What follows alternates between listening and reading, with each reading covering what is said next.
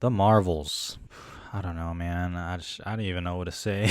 This has been a very interesting year for the MCU. We had Guardians of the Galaxy 3, which ripped people's hearts out and put it back together again. The movie before that, we had Ant-Man and the Wasp: Quantumania, which is a direct insult to the visual medium that is cinema. We had a horrifically reviewed and high-priced TV show for which I know exactly 0 people in my life who watched it. We had a book come out detailing the highs and lows of the MCU and how they've maybe lost the plot. We most recently had a Variety article come out talking about some of the MCU's problems, some of which are legit, some of which aren't, but bad press either way. And now, still undergoing the SAG-AFTRA strike, at least as of when I'm recording, we have The Marvels, the follow-up to the billion-dollar grosser Captain Marvel. Well, I saw it and it's watchable.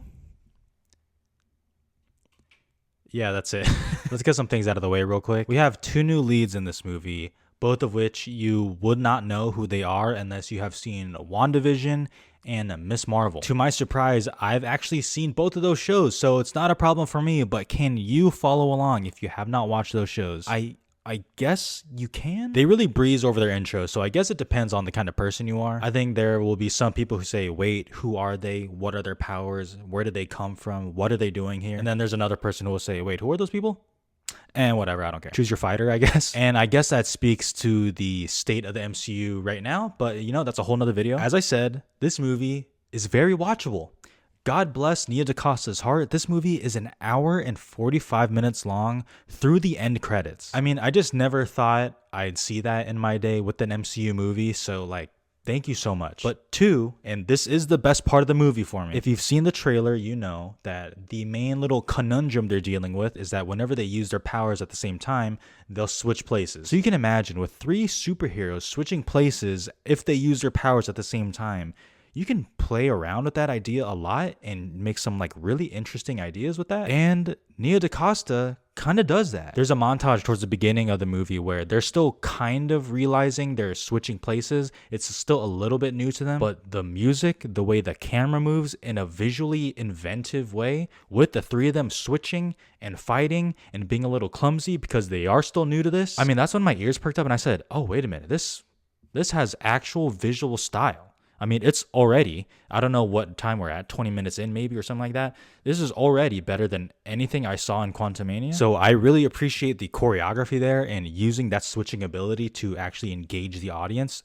Well done. The problem is, outside of those moments, I just didn't feel much. I just felt kind of empty, which I guess is for better and for worse. Unlike some other movies, I never saw anything in here that made me wish for death or just got me straight up embarrassed for Marvel. And on the other hand, there wasn't much that really made it go up to the next level and sustain that for me for a long period of time.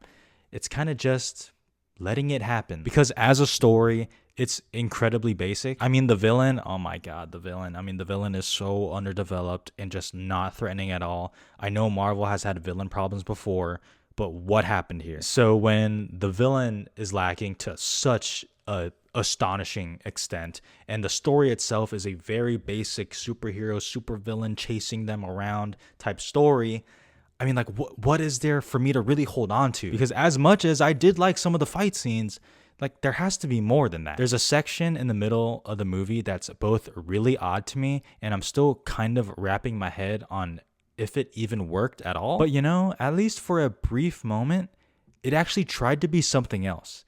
I actually saw a vision there. It took us in a different direction, and it had nice style, and it felt a little lively. And I guess that's kind of why I am a little disappointed with this movie, even though I went in with low expectations, because I did see things that I did like. But like with a lot of Marvel TV shows, at least the ones I've seen, they always show that glimpse, that glimmer of hope, that glimmer of promise, that this is going to be really good, that this will sustain this level. And as you continue watching those shows, it just dipped down.